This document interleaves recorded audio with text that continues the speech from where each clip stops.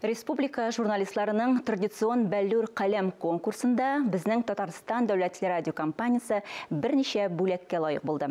Бүләкләү тантанасы ел сайын май айында була иде. Быел пандемия сәбәпле ул көзгә күчерелде. Бүгенге чорда конкурс үзгәрде, номинациялар саны азайды.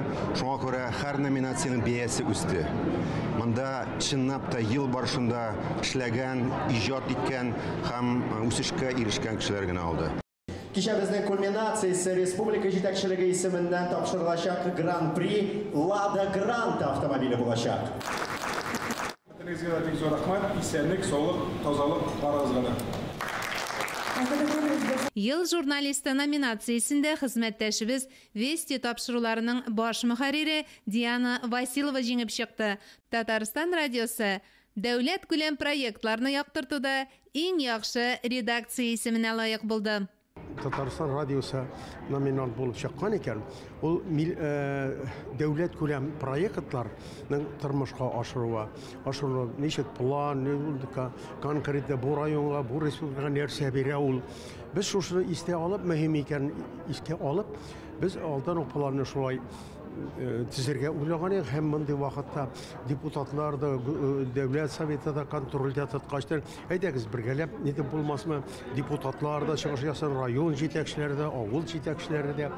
Һәм без үзебездәге кирәк юлны таптык дип уйлыйм мин. Һәм безнең конкрет планны төзелгән. Ел ахырына кадәр кайсы һәрбер пәнҗешәмбе көнне сәгать 11-дә 20-дә башлана, аны халык белеп тора. Конкретно, аннан соң безнең эштәлегендә проект республика өчен нәрсә бирә. Конкретнеләр буенча, или юл салумы, җыртлар төзелешеме, башка. Һәм шушы республика планына бәйләнеп, аерым районда нәрсә бирә ул.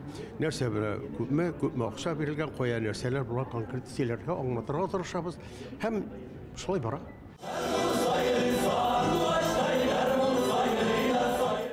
Һәрберегезне мин бер аерым бер хөрмәткә лаек шәхесләр дип саныйм. Чөнки сез халкыбызның киңәшчесе дә, ярдәмчесе дә, яклаучысы да, саклаучысы да, һәм гаделлек сагында торучы да. Инде сезгә бер генә теләгем бар. Президентыбыз 21 елны бит инде туган телләр елы дип игълан итте. Мин беренче итеп үземә йөкләм алам инде Сәлим Гараев белән Әминовны татарча сөйләшергә чыгыш ясарга. Радионың шеф-редакторы Нәсим Акмал фидакарь хезмәте өчен медале белән бүләкләнде. Буа районының 3 телдә нәшер ителүче газетасы иң яхшы район газетасы буларак билгеләп үтелде. Оештыручылар Байрак газетасын милләт-ара дуслыкны ныгытучы үрнәк басма дип искәртте. Бүләкне мөхәррир Гакил Камалетдинов кабул итеп алды.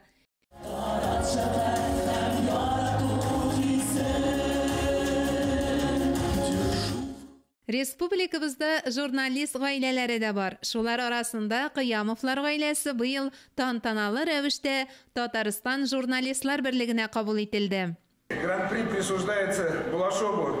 Иң төп приз автомобиль Казан журналының баш редакторы Юрий Балашовка тапшырылды. Ул чарада дистанцион режимда катнашты. Залда утыручылар аяк-үрә басып котлады. Мөршидә Җихан, Владимир Юрков, Татарстан яңалыклары.